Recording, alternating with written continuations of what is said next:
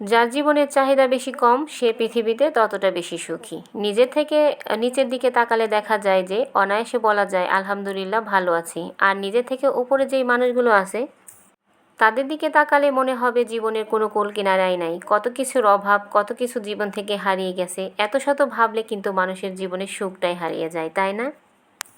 আসলে আমরা যারা মানুষ আমাদের জীবনের প্রচুর পরিমাণে চাহিদা, আমাদের একটা চাহিদা পূরণ হওয়ার সাথে সাথে আমাদের অনেকগুলো চাহিদা যেন চেপে ধরে।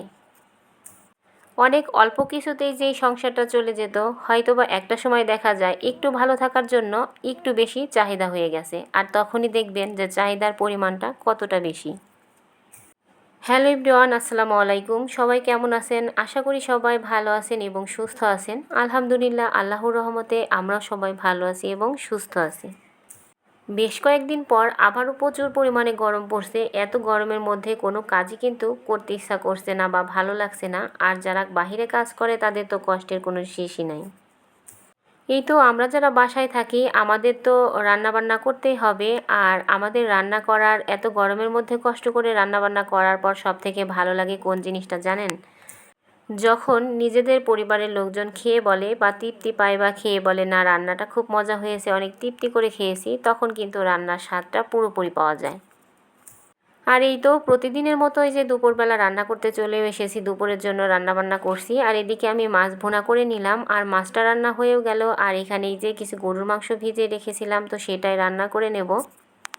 আর এই তো মাংসটা আমি কষিয়ে রান্না করে নিয়েছি। প্রথমে আমি মশলাটাকে সুন্দরভাবে কষিয়ে নিয়েছি, আর মশলাতে তেল ছাড়ার পর মাংসগুলো দিয়ে দিয়েছিলাম। আর কিছুক্ষণ ঢাকনা দিয়ে ঢেকেই তো জাল করার পর মাংসটা অনেকটাই কষানো হয়ে গেছে। আর এখন হচ্ছে আমি মাংসের মধ্যে একটু ঝোলের পানি দিয়ে দেব, আর ঢাকনা দিয়ে কিছুক্ষণ ঢেকে তারপর জাল করে নিয়ে রান্নাটা করে নেব।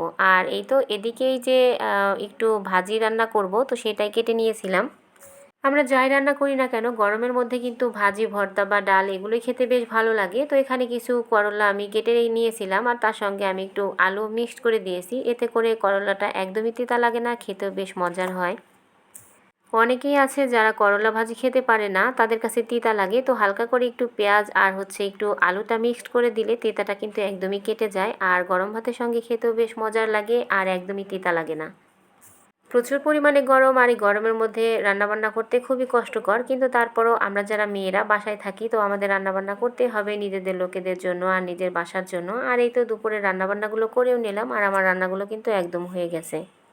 সবগুলো রান্না রেডি করে নিয়েছি, আর সবগুলো আমি এখানেই তো বেড়েও নিলাম আর টেবিলেও দিয়ে দিলাম। এই তো এখানে মাছ ভুনা করে নিয়েছিলাম, নওলা মাছ, আর তার সঙ্গে একটু বাচ্চাদের জন্য হচ্ছে মুরগি মাংস করেছিলাম। আর এই তো সব গুছিয়ে নিলাম। সবাই ভালো থাকবেন, সুস্থ থাকবেন। আল্লাহ হাফেজ।